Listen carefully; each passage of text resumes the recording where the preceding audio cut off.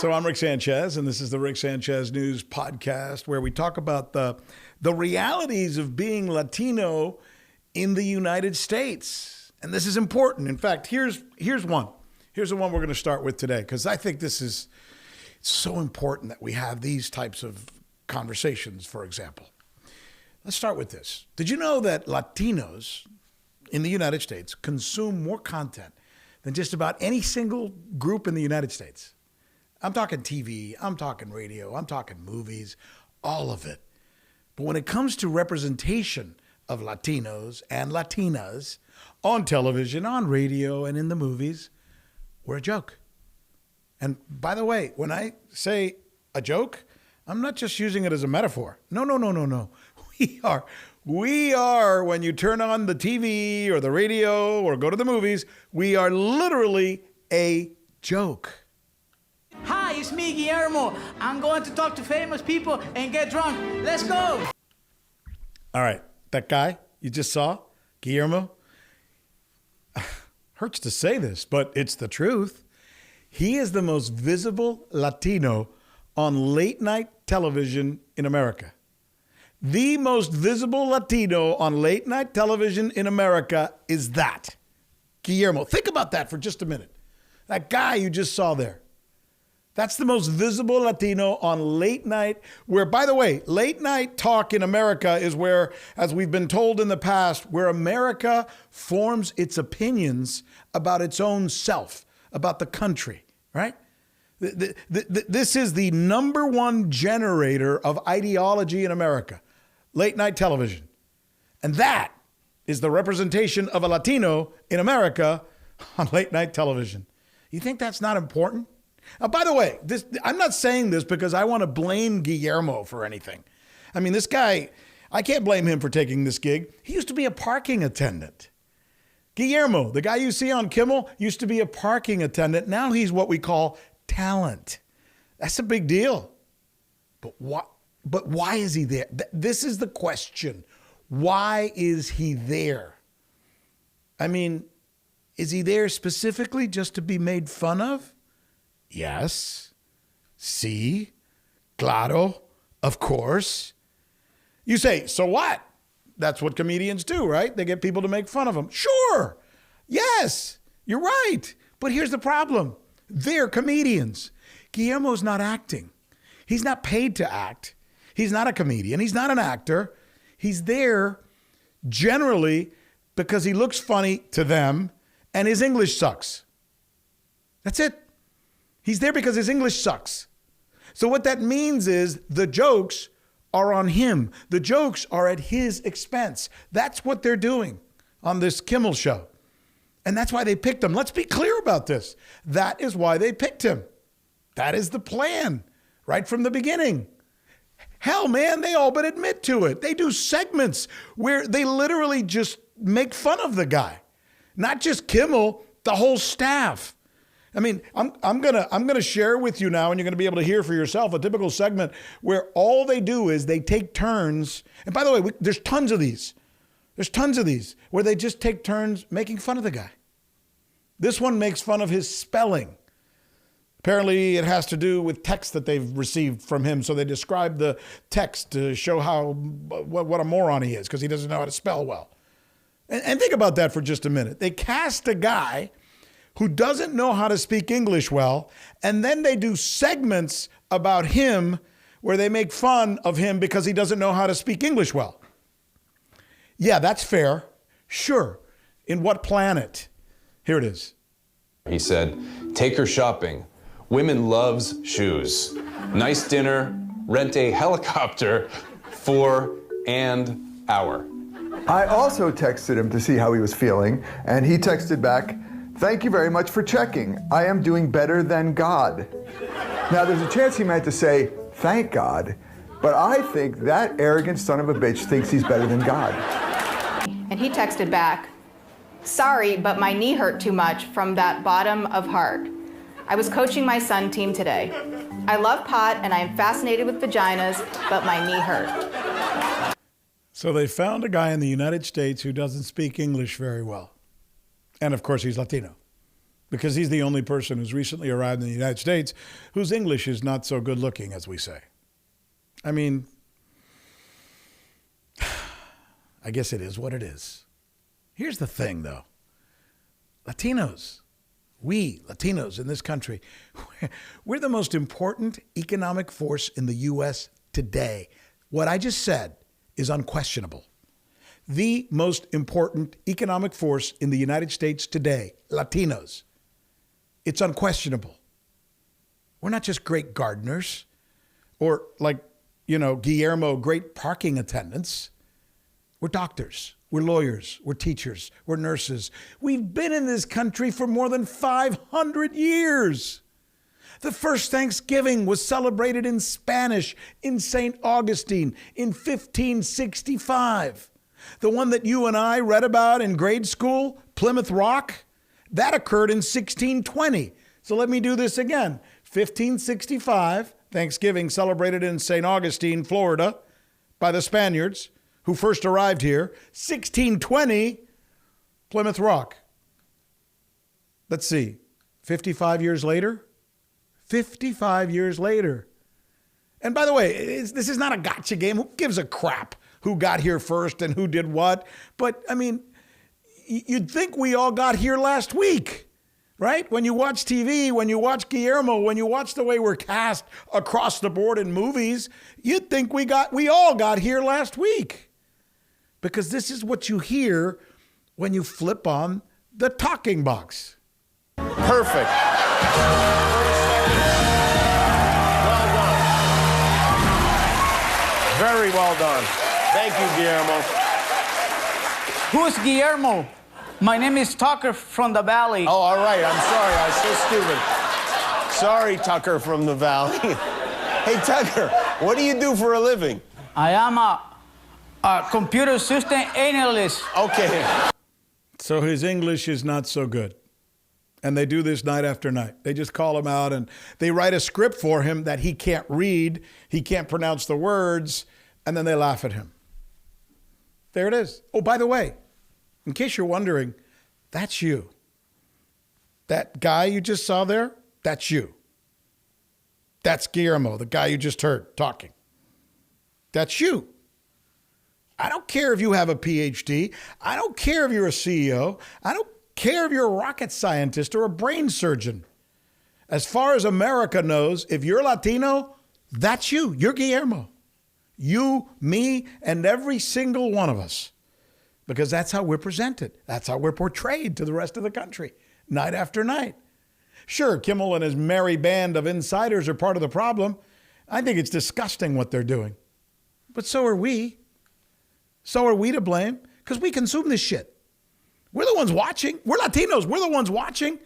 And aside from this podcast, I don't know. Is there anybody else out there saying, hey, why are they doing this? And why are we letting them get away with it? Seriously.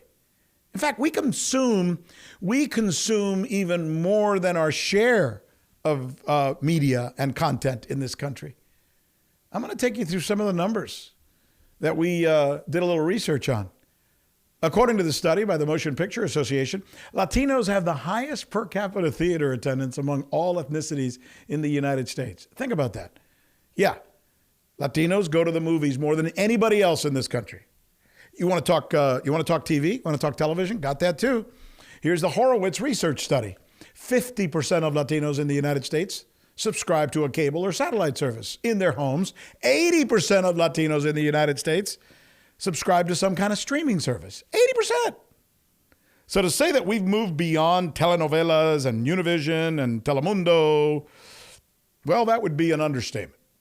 Remember, Latinos, we're the youngest cohort in the United States. And of those, right, of the youngest cohort in the United States, 41 years old or under, 90% speak English. Let me say that again, because I think this is really fascinating and most Americans don't know this. Of Latinos who are 41 and under, 90% of them speak English. I mean, that's a pretty significant number, right? 90% are not like Guillermo. 90% are not like Guillermo. But who gets on TV? So yeah, Latinos are consuming the very programs that barely include them and the ones that present them as losers or criminals or objects of ridicule. Look, I just think it's important to point this out. Don't get mad at me. Don't get mad at me for being the bearer of bad news. Don't say, see, you're always looking at a woe's me, discrimination, negative stuff. I don't want to. And that's not how I roll. That's not how Latinos roll. I mean, we get bad news, we move on to the next job. But I will say this, if young Latinos coming up now, like the millennials, the Gen Xers, the Gen Zers, are looking to Hollywood for inspiration. If you're looking to Hollywood for inspiration or some kind of positive reinforcement about who you are and you're a Latino, I got a message for you. You're looking in the wrong place.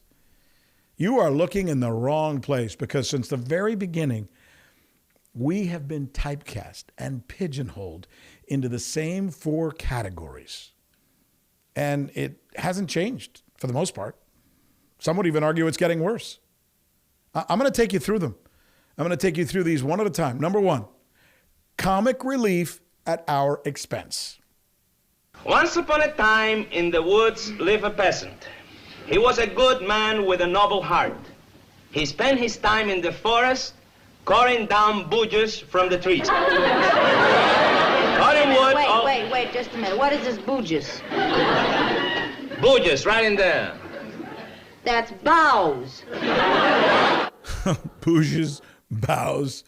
The point is this, that's Desi Arnaz. And he's remembered essentially for one thing and one thing only in the United States. He is remembered as the guy on I Love Lucy who married the incredibly smart, talented, and beautiful Lucille Ball. He gets no credit for anything else, when in fact, he happens to be the guy who actually owned and started and designed Desilu Productions, which is the company which is in many ways gets the credit for changing much of what Hollywood is today. But nobody knows that.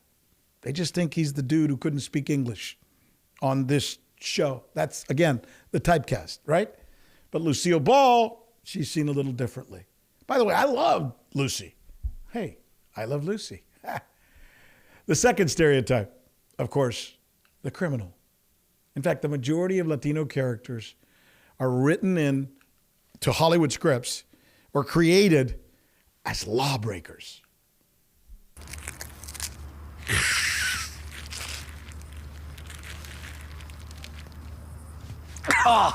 Tight, yeah. Blue, yellow, pink. Whatever, man, just keep bringing me that.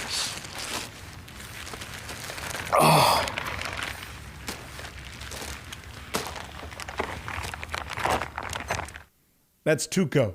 He's a guy who lives around the border.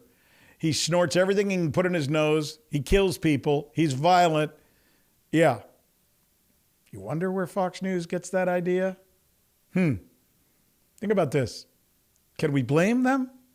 Really? Can we blame right-wing media, the Fox Newses of the world, and all these other places for thinking that we're all Tucos? When that's what they see when they turn on the TV, right? What's the Latino? Oh, he's a guy on the border who does drugs and kills people. Just saying. That's all America sees on TV. That's all they see for the most part when they turn on a movie or when they go to watch a movie or when they turn on Netflix, etc. There is another typecast. And this is one that is reserved for Latinas. And this is best described with 3 words. Just 3 words when describing the typecast used for Latinas. Dumb, but hot. I like to make an entrance. What's that now? I like the part where I go in and everybody's waiting for me and they say, Gloria, you look so pretty and that dress is so beautiful. Is that so bad? So what's the impression that's being left there? All Latino women are shallow and one-dimensional, but fun to look at. By the way, have you noticed who tends to do the weather on most of your local channels lately and even on some of the networks? Here's what you need to know about Latino women. They are right now in the United States, not Latinos, but Latinas are leading consumption, are the business executives in our communities. I mean, they're so different than the way, again, they're presented in Hollywood as all looking and being like Gloria. Typical Latino representation number 4. You ready? Here it goes. The feeble-minded. You know, the dumb guy. Did you ride the bus to school? No. I ride my bike. What kind of bike do you have? It's a sledgehammer. Dang. You got shocks, pegs. Lucky. Pedro. Perfect, right? There he is. That's Pedro from Napoleon Dynamite. That is what we have come to expect as a Latino podcast from our friends in Hollywood. You and I have talked before about the lack of representation of Latinos in Hollywood, and that's important because when you look at it, right, the picture seems clear. Latinos don't get the roles, and when they are cast, they are usually cast negatively. And Latino characters are always typecast negatively because the people making the casting calls and the ones who are writing and making the decisions, they're not Latinos. And for the most part, they know nothing about Latinos, which is pretty weird when you consider Hollywood is in Los Angeles, right? A place where Latinos are what, 60, 70% of the population? And yet somehow the people who live there in Hollywood know nothing about Latinos? Help me, please help me understand this because it's important. And I think it's an essential question. I mean, as far as I can tell, it's a problem. Now I'm going to talk to you about a 5th, the most visible Latino typecast. I know I said we were going to do 4, but I'm thinking now there's a 5th. And it's not just Guillermo. We've seen this one. This one goes way back. We talked about the Lone Ranger, right? Or Kimosabi, he who knows more. And by the way, that's what it means. El que sabe más, right? Kimosabi. So, el que más sabe. That means he who knows more, the smart guy. He had a sidekick. You know what the sidekick's name was? Dumbass. Yeah, that's essentially what Tonto actually means. Think about that. Tonto means dumbass, tonto. And everybody, including Latinos, used to watch this show. Me call you Kimosabi. It mean trusty scout. Me never forget you. You remember now? Yes. You're Tonto. You're tonto, right? You're tonto. You're stupid. He says, yeah. Yep, that's right, because I was cast to read these lines, so I'm going to read them. I'm stupid. I'm tonto. I'm a dumbass. And we watched that for years, and so did all of America. And then there's these guys, because nothing says Latino character more than a guy who also happens to be a little person. Chuy, how old are you when you first raped someone? I don't rape. No, I know. I'm kidding. I know you've never raped anyone. I'm joking. It's a joke. It's a joke. Rape is not funny.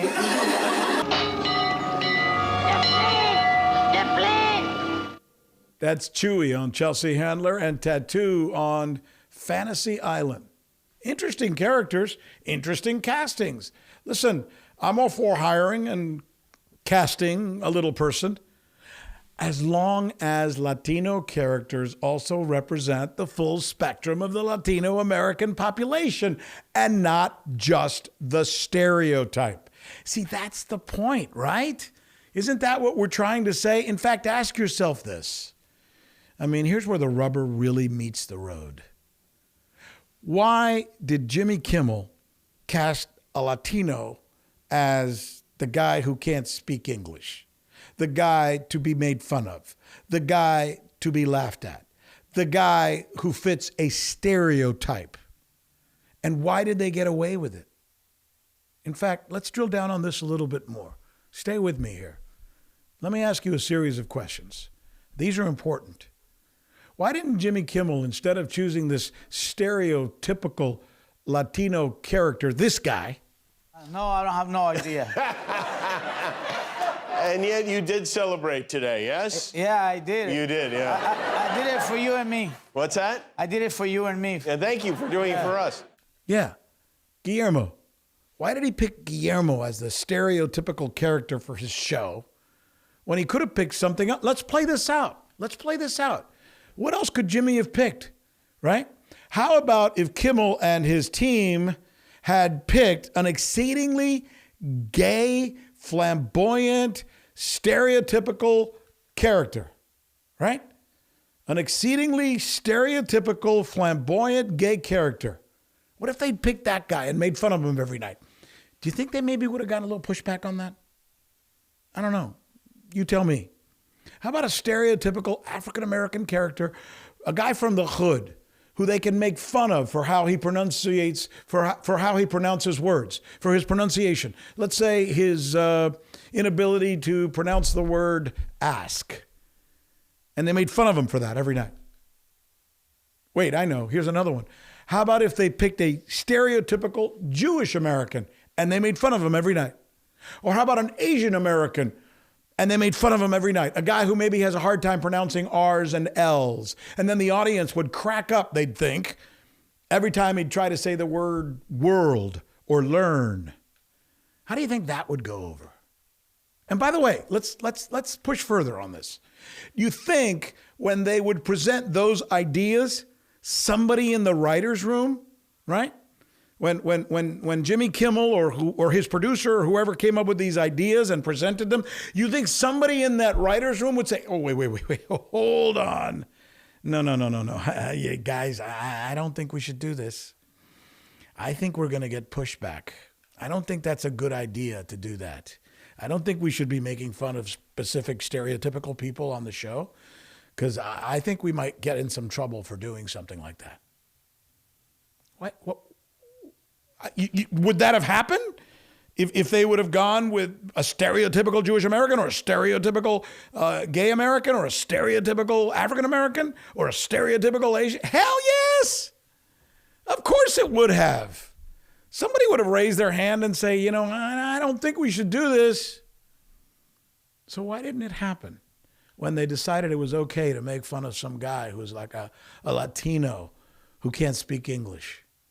Why was that okay? Seriously, ask this question. Why was that okay? Why didn't somebody raise their hand and say, guys, no, you can't do this. This ain't going to fly.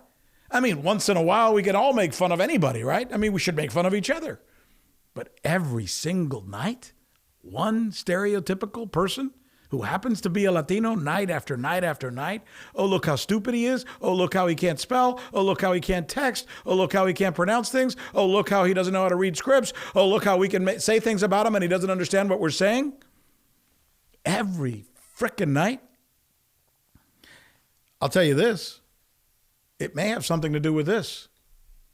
So Jimmy Kimmel, right, over the span of his shows, has employed, hired, used something like 70 writers by our account, right? 70 different people have written all the different shows and all the different episodes at different times that have been working for him, right? His staff is, I think, only about 15 or 20 actual writers, present day and currently on the staff. But over the years, he's used about 70 different writers. We looked him up for all the different segments he's written.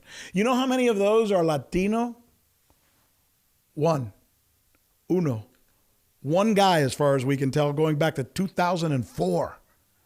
I mean, one guy, one Latino, one lone voice, I guess, who probably didn't say anything because, even if this was going on back then, which I'm not sure it was, or anything else was going on, even if he did, in other words, I don't want to blame this guy. I don't want to say, well, how come this guy didn't stand up? What kind of Latino is he? Look, I get it.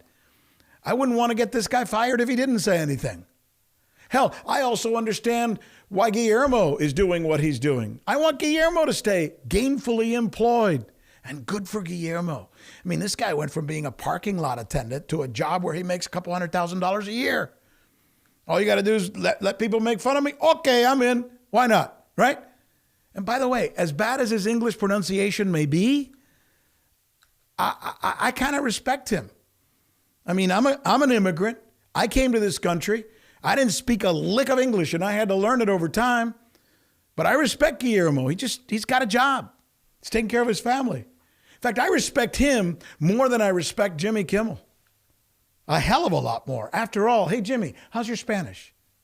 How's your Spanish? Seriously. At least Guillermo speaks a language and a half. How's yours? And by the way, if you're thinking, Rick, what are you trying to do? Get Guillermo fired for taking easy money? Well, let me just say this. If that's all you're seeing, if you think that's all I'm trying to say with this podcast, you just don't get it.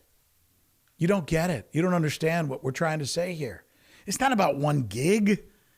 It's not about one gig. Good for Guillermo for having this gig. We have no problems with somebody having one gig that perhaps might be a little questionable.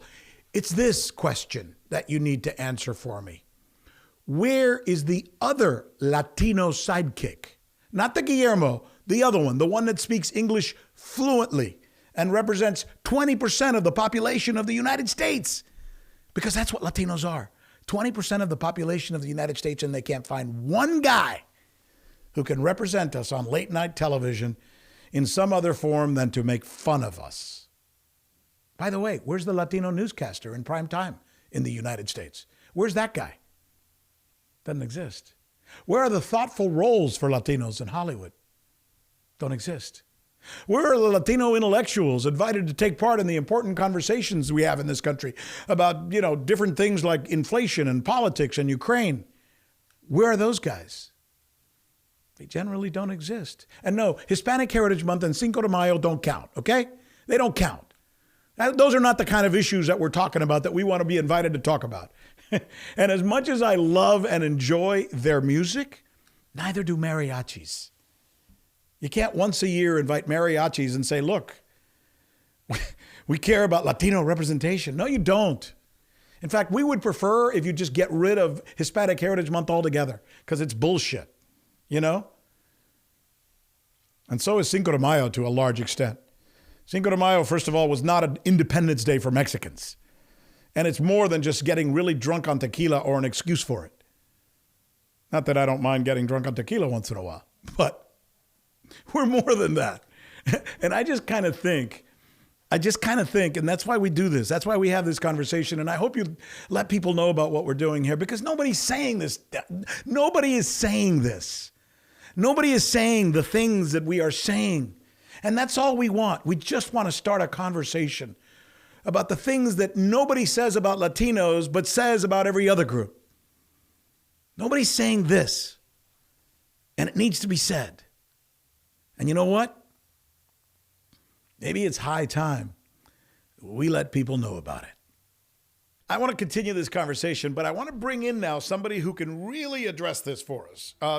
Selena Rangel. And the reason she is particularly adept at this conversation is because she's a producer, she's a writer, she's an actress. You've seen her on HBO Max. She's all over the place. And she understands why Hollywood does what they do. So, Selena, thanks for being with us. I'm so glad you're there. Thank you. Thank you so much for having me. Excited to be here. So you get Hollywood, right? I mean, tell me share with me a little bit about what you have been doing and what your experience is in the gringoized world of Hollywood. Actually, yeah. So I'm doing a lot. I'm working on a feature film right now that I'm about to shoot in Puerto Vallarta, and I just had a movie come out on HBO. I have another movie on Amazon, but. I actually think that there is a new space right now that is being created that is recent, where a lot of people want a different kind of representation for Latinos. Yeah. I actually think that I'm telling you, like a couple of years, like it is not, but still it is very exciting. And there's a lot of content where people want Spanglish now, and people want, Latinos represented that live in the US, but also that go back and forth or that are speaking both languages at the same time. So I think it's opening up, and I think it's really positive, and I'm really excited because I love the fact that you're looking at this as a glass that's half full. I'm seeing it as a half empty at this point, and part of it is, and I'm just going to go back to this. I mean, this Guillermo character on Jimmy Kimmel.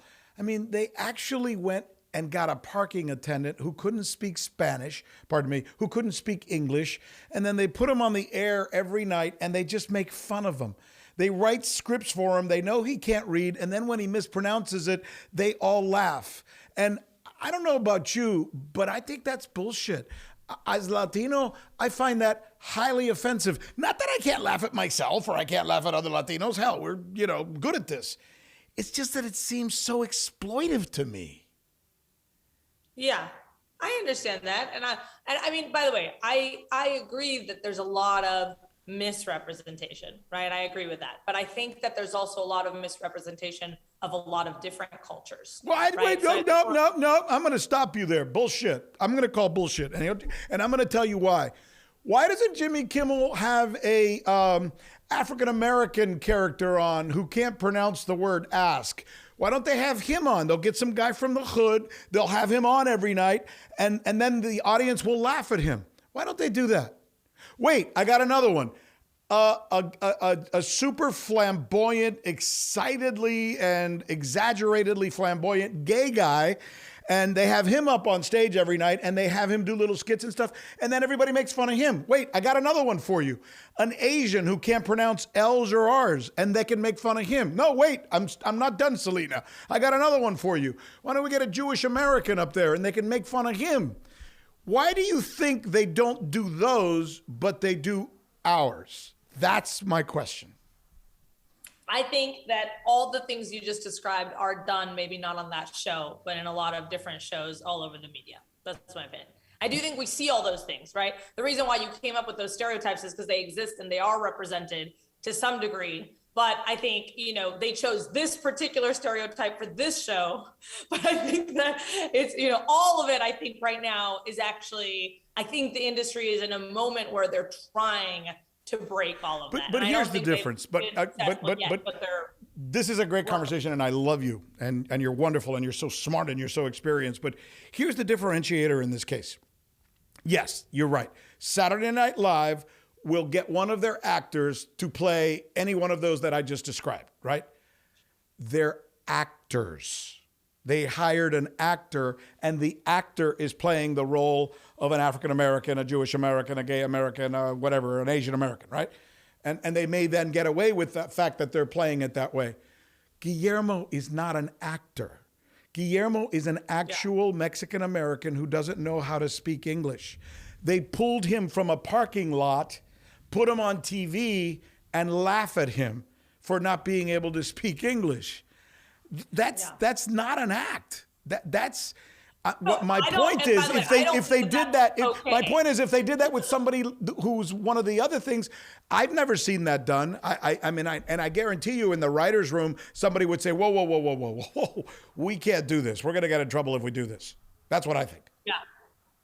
I mean, I think that definitely it's not okay. I agree with that. And I think probably as you're having this conversation, a lot of people are going, who in the writer's room thought that was okay? I'm sure that conversation is happening right now. Mm-hmm. So definitely I think that when these things happen, there is now people who get up and go, no, this is not okay. We've got to change this. And that didn't exist, by the way, 10 years ago. Correct. Like if you watch some of the movies that were made 10 years ago, and this isn't just about Latinos, this is about any underrepresented community, but like women in the office, it's like every woman's just being molested every 30 seconds and they're all chill with it because, men, that's how they are. Always touching my butt. Like that wouldn't be okay right now either, right? Like there's so many things that I think we just assumed were okay because no one said anything, and everyone was making fun of all of these ways of all these underrepresented communities. And now I think finally we're coming to a place where people are going, wow, that is really disturbing or insulting. And so now people are starting to change how they write things. For those of you listening to the podcast who can't actually see us here talking, I did not touch Selena's butt, for the record. So just, because part of it is because I physically can't. We're literally on satellite, so there's no way, So there you have it. For the sake of clarity, I think it's important to make that point. No, listen, by the way, you're right. Your point is a good one. 10 years ago, they would have done this and not even thought a lick about it. They would have gotten away with it and it probably wouldn't have been questioned. Today, it's more apt to be questioned. The point I'm making is, why is Rick Sanchez the only guy who's actually coming out and saying, I've been watching this Jimmy Kimmel thing lately and it kind of bothers me. And then we did a little digging, and I can't wait to get your response to this because I think it's fascinating. Jerry, my producer, went and did some research on the Jimmy Kimmel show because he wanted to see if maybe there's a genesis to this, right? And what we found out is since like the last 12 years, the Jimmy Kimmel Show has used about 70 different writers for all of its skits and sketches and, the stuff they put on the air. Of those 70, uno is Latino. One. So 1 of 70 is Latino. And remember, Latinos are 20% of the population of the United States. But and that guy was like in 2004. So I don't even think he could have said something about Guillermo's character. And by the way, you know what, Selena? Put me in that place. Do you think this guy would have raised his hand and said, guys, as the only Latino here, I don't want to do this? Or do you think they would have threatened him with his job and he would have been the cantankerous one and he didn't want to do that? Again, I think it really depends on the timing. Unfortunately, I just think that's the reality. I think today, 100% that Latino would raise their hand and go, what are you guys doing? 100%, you cannot do that. It's not okay. And everybody in the room would be like, oh my God, you're right. That's a terrible idea. Let's shut it down. Let's not do it. So then it's a problem of access to decision-making because there is not a single Latino who writes on that show, as far as we can tell. That's probably what it is for today. Because today, like I'm telling you, even when I go into pitches and stuff, it's like, there's just a way where, I'll read a script. And if there's something written in a way that could be, even if it's not supposed to be an insult, but it could be perceived as one, it's like, you'll make sure that script does not go out because it's interesting because some people who are in the comedy space go, oh, well, now I have to be so careful because my comedy, blah, blah. But the thing is, you have to walk the line. You have to walk the line of still being funny and not being insulting to any underserved community. But that's just a part of the job now. And it wasn't a part of the job before, And so that's why I'm saying 10, 20 years ago, no one would have said anything because no one would have thought they have the right to say something because they'd be worried that their job would be on the line. But today, I think everyone's aware that you have to say something. But you got to be in the room. What does it say that? In the room. What does it? Yeah. What does it say that they don't have a Latino writer? They don't have a person who was in the room who could today, right now. We could watch Jimmy Kimmel tonight, and you will see them making fun of this dude, right? And there's nobody in that staff, nobody who works at the network who's saying maybe we ought to cool it with this shit. But you know what though? I'll make you a bet. That in the next 6 months. There's going to be some serious complaining about this, and there's going to be a Latino in that room, in that writer's room. Because the fact that you're bringing it up, and this is what I think the world is moving into. The fact that you're bringing it up means you're not the only person who feels this way, which means other people are going to bring it up. Which means all of a sudden there's going to be a conversation on Twitter or on Instagram or blah, blah, which is also part of the whole social media world has what it's done is that it's made the conversation move a lot faster. So before someone like you might say something, but no one's catching on to the thread because there isn't a way for all of us to communicate and to have an opinion about it. I think within 6 months, they're going to be like, wow, this is a problem. We need to get a Latino in the room. And obviously we need to write some sort of apology for that because that was not okay. Yeah. I think that's what's And by the way, listen, I got a sense of humor just like you do. I've got no problem with people doing skits that make fun of Latinos. We should be made fun. Hell, I make fun of Latinos more than anybody. I got no problem with even them doing the Guillermo character. My problem is, where's the non-Guillermo character?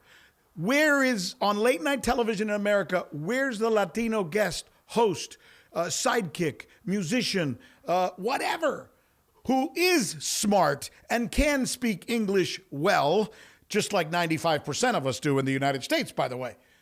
Where's that guy? That's all we're saying. Well, okay, I'll give you one example of where that guy is. It's not late night, but I think it did really well, was Father of the Bride. And they did a really fantastic job. And everyone in that movie is a successful Latino who speaks perfect English, who speaks really good Spanish, who's, you know, and to me, and that movie was a huge success, but a big part of it is because, like you said, we want to be represented in this way because a lot of us are this, right? So why are we not being seen and represented in this way? And I think Father of the Bride was the industry trying to be like, look, we can do this too. And now that it's been a huge success, that just makes it more of a business model, right? So at the end of the day, a big part of the problem in Hollywood as well is that everything comes down to business. Like Crazy Rich Asians was a huge success. So they go, great, oh my God, we could do Asian as the lead and it'll be super successful, right? And it's the same thing. Every time something works, then they go, okay, more of that. So now that Father of the Bride has been a huge, you know, success, there's going to be a lot more of that. I'm 100%. Listen, you know what?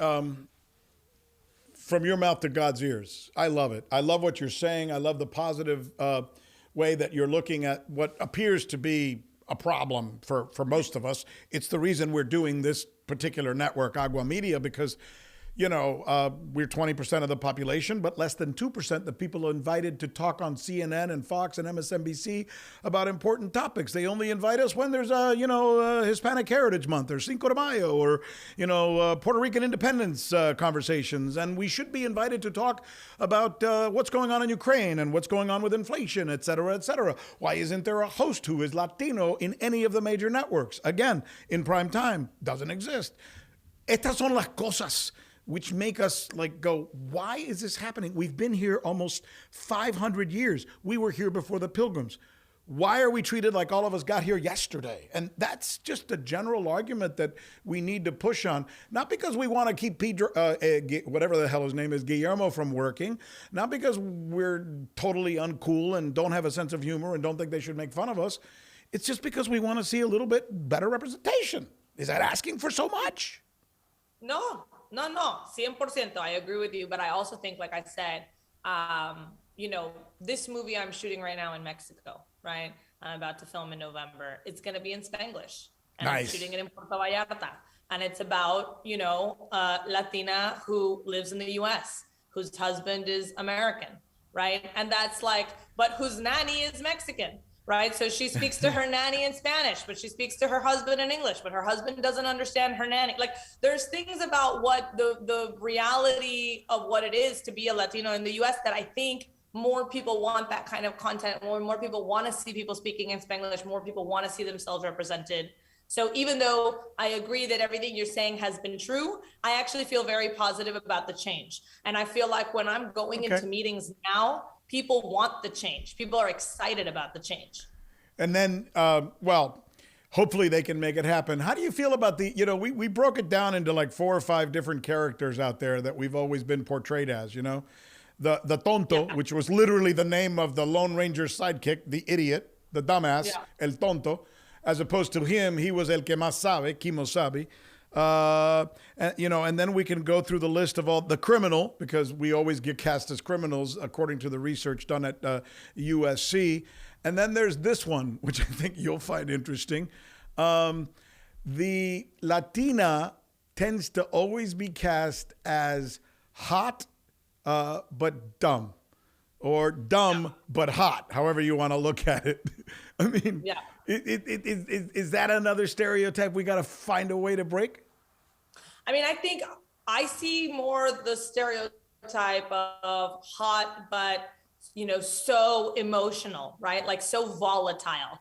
Like I see a little bit the dumb, but it's almost more like, I don't even know what to do with all these feelings, like that kind of, but yeah, I mean, I do see that stereotype a lot. And I do see, but I think that, again, the last movie I made that's on HBO is about a woman who's Latina who runs her own business. Yes.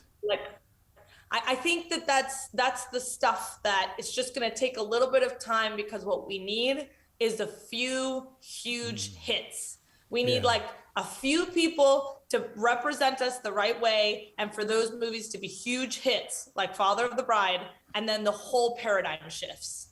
And that's all, that's what I think Hollywood needs right now. Yeah, no. And listen, You're fabulous. I mean, you are an absolute delight.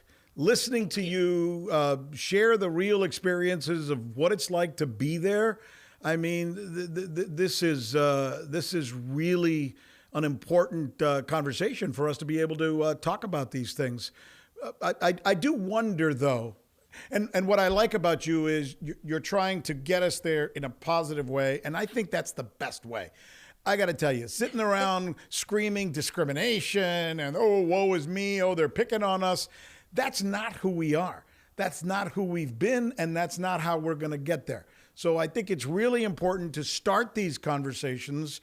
I just want to make sure that when we start them, you know, there's A, somebody listening, and B, some kind of follow through, right? I agree. Yeah. I just don't know how. What do you do when you go and pitch to a producer, et cetera, and you give them these ideas? How do you make them care about the part of the story which is, this is what real Latinas are like? In fact, right now, Latinas in the United States are like the #1 business people and more apt to start a small business, more apt to hire somebody else than anybody else, any other cohort in America. We need to somehow represent that in our movies. And they say what? Well, first of all, I use facts like that. Second of all, we're also the biggest moviegoers. Yes. Like in the US, we're the ones who pay for the ticket to go to the movies, right? So like at the end of the day, if we're represented a certain way, we want to see that. We're like, it's our community that's actually going to get them the money, right? And so at the end of the day, I feel like most people are thinking about the industry from a monetary perspective. And it's really important to just plant it from that perspective. Like, hey, here are the percentages of women that are business owners that are Latinas. Here are the percentages of, you know, people that are incredibly successful that are Latino. This is how underrepresented it is. This is how much money we spend going to the movie theaters. This is why we need to see more people like this, because those are the people who are going to pay for the tickets, and that's what they want to see. They want to see themselves represented. They don't want to see themselves in these stereotypes anymore because it doesn't fly anymore, because it's not, you know, obviously there's a version of every kind of person. There is a criminal in every race that's ever existed, because criminals exist. No, there's no Hispanic criminals, Selena. That's all we are. There's no Hispanic criminals. Stop that. We've never had one. Shut up. Kidding. But I'm just saying, you know, it's not all we are. It's not all any other underrepresented community is. So I think it's about rising up and showing people what the facts are. And then they can't fight against the facts. You know why I think this is important? I mean, some people are going to listen to our conversation and they're going to say, oh, shut up, Rick Sanchez. Who cares? I mean, who cares what people say? Who cares what they do? Who cares about Hollywood? And it's just the movies and it's just entertainment. And I'll tell you why it matters. It matters because as I see it, and maybe you agree or disagree, the trend line that starts with Hollywood follows through to how Americans view us politically and in every other way. We elect presidents in many ways because of how Hollywood represents us. And let me take you through that enthymeme as logical as I can make it, at least.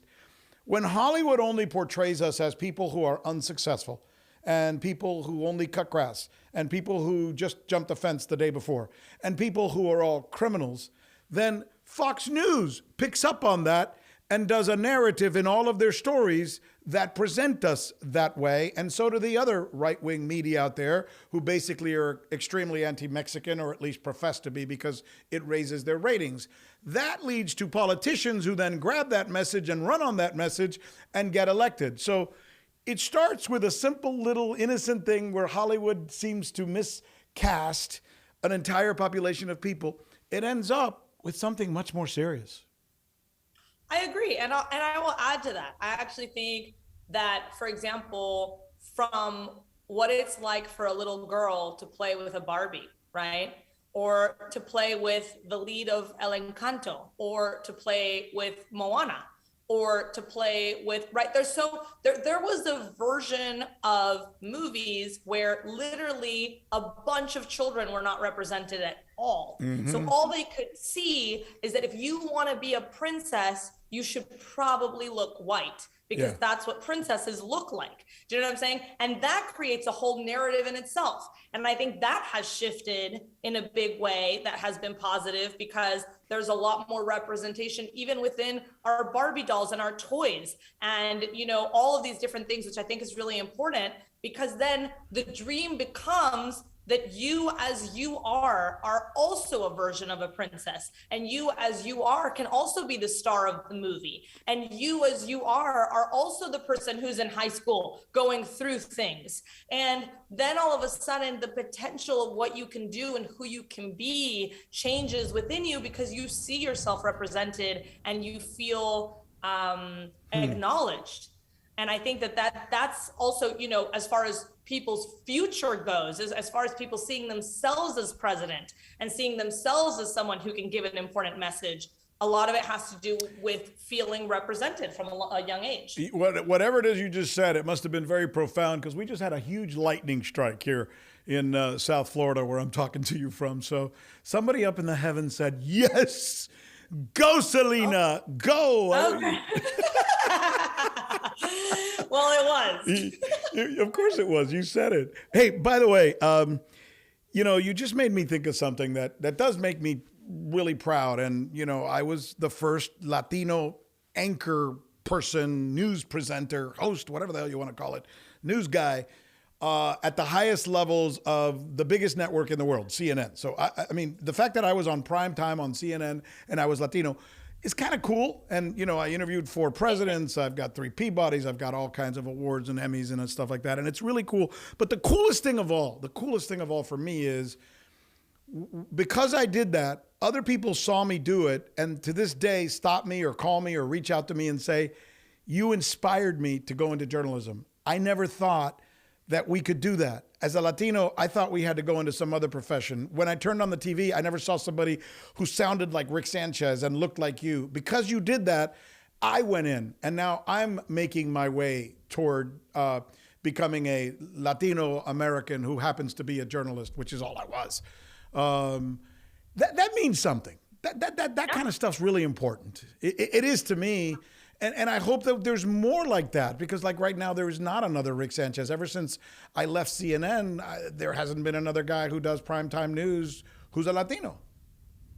Yeah, 100%. I agree with you. And I think it's all about that, right? Like that to me is the biggest piece of Hollywood and representation and everything, is to be able to inspire other people and to have other people go up and go, oh, wow, that's something I could do too. Or that's somewhere I see myself. I'm doing a stand-up comedy special that's all mom material with another friend of mine who's a comedian, who's a mom. And I mean, obviously there'll be some Latino aspects to the special as well. But the point is that like even that, right, community is a lot of times underrepresented. Like there's so many communities that people haven't really given a voice to. And I think it's just like the more you give it a voice and you show up for who you are and you're authentic and that voice matters, then like you said, all these people go, oh my God, that could be me. I could show up like that. How cool. That wasn't even in the realm of my possibilities. And now you've gone and you've changed the world, because a lot of people are now inspired to live a different life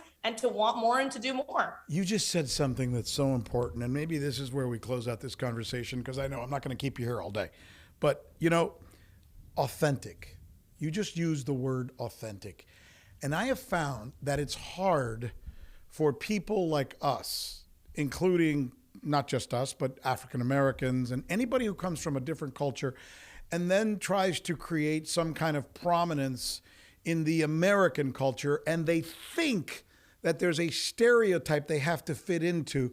I hate using this word, but I'm going to say it anyway because it's the best way to describe it. They go on the air and they try to sound white. They try to sound like what they think they need to sound like, rather than keeping the very thing that makes them so special, that makes them matter, that makes people say, he reminds me of me. And that's being authentic. And sometimes we fail to do that because we're afraid to be ourselves. Yeah, for sure. No, and I think it's in the authenticity that people connect. I think that when you're not being truly yourself, then the connection fails. because people can see right through it. So do you, it's like, do you, when you write for Hollywood, when you prepare material, when you act, it takes a while to get through that, doesn't it? I mean, it did for me. When I first started being on TV, I didn't want to sound like some Latino. I wanted to sound like Walter Cronkite, and I wanted to have the fake voice and a certain pitch pattern that made me sound like I was a very smart guy who was doing the news. And then I realized, fuck that. What am I doing? I need to be Rick Sanchez, some guy who grew up in a barrio in Hialeah, Florida, and his parents never made more than $11,000 or $12,000 a year combined income. That's who I am. That's what makes me special. Be that guy, damn it. I bet in Hollywood or where what you do, when you find that, I imagine you get better, right? Yeah, and I mean, for me, I grew up in Guadalajara, and my dad is Mexican, and my mom is American. How cool. So this is, I speak English perfectly. I speak Spanish perfectly.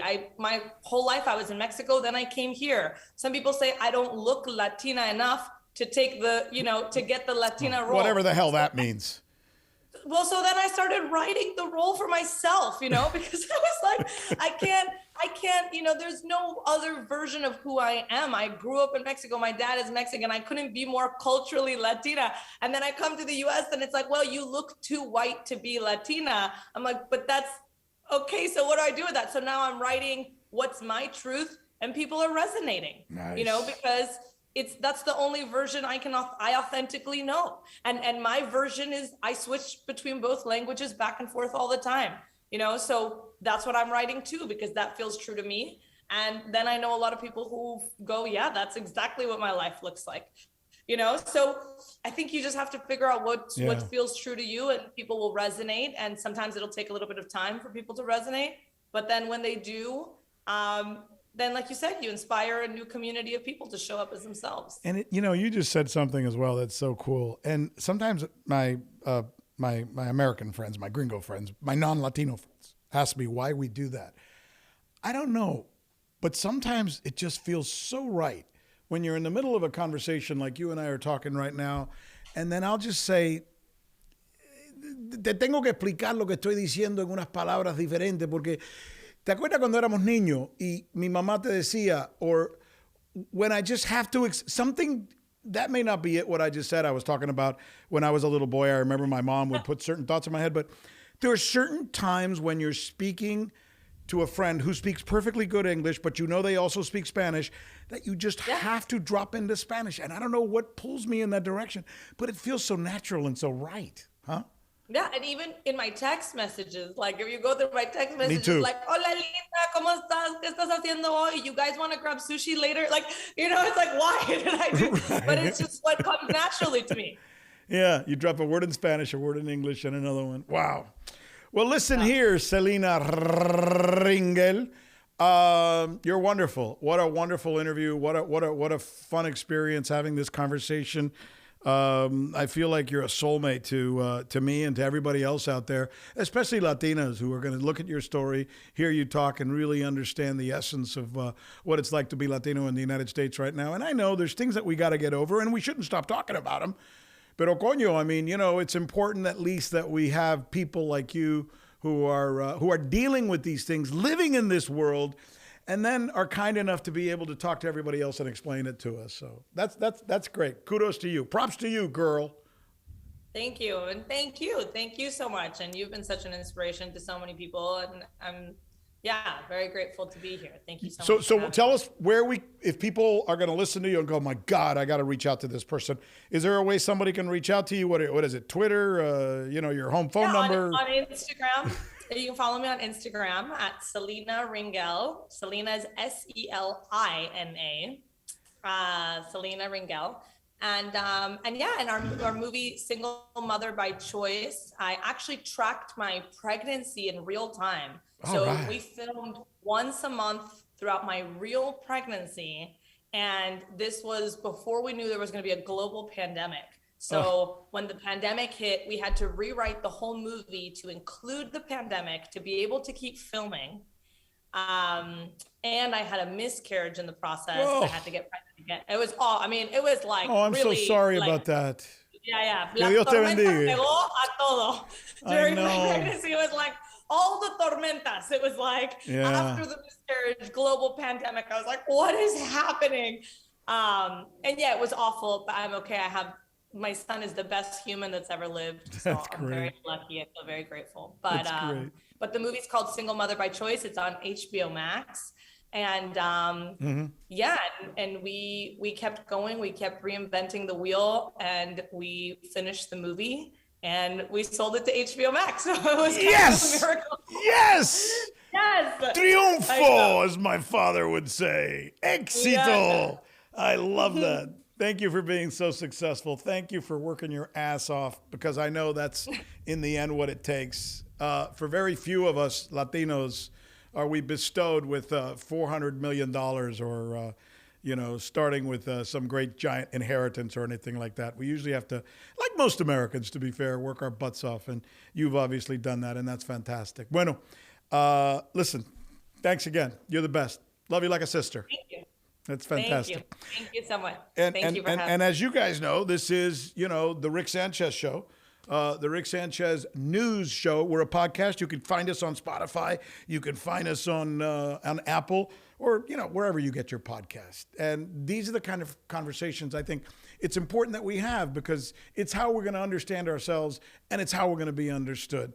So we'll be looking for you out there whenever you find us. Oh, by the way, if you're watching us on YouTube, do me a favor, por favor, subscribe. What do you got to lose? Ándale. Agua.